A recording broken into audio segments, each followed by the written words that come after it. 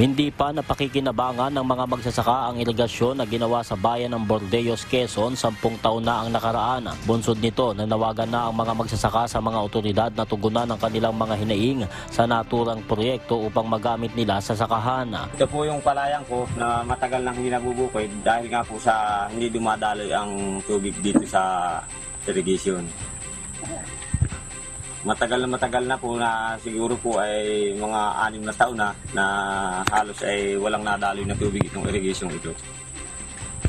Sana po matuloy na itong patubig na ito sa lalong madaling panahon para po makatulong din naman kami sa ibang mga tao. Madali rin umanong nasisira ang mga tubo na ginamit sa nasabing irigasyon kaya hindi makarating ang tubig sa sakahan. Malaking tulong nila ang nasabing proyekto sa kanilang sektor kung ito'y mapakikinabangan. Samantala, ayon naman sa lokal na pamahalaan ng Bordeos, Quezon, makikipag-ugnayan umano sila sa National Irrigation Administration o NIA upang matugunan ang panawagan ng mga magsasaka sa kanilang bayan. Tungkol naman sa problema ng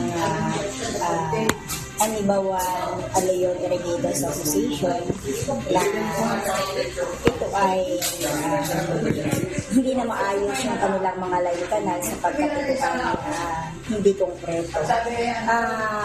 Ano na lang itong ipaaabot sa NIA o sa National Irrigation Administration sa Lucena sapagkat IA ay under pa din ng ang pagsasagawa ng mga proyekto ay under pa din ng NIA.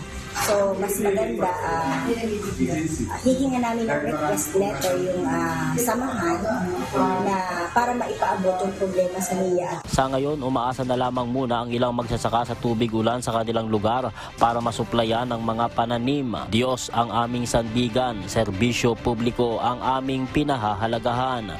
Marcus Doria, humahataw!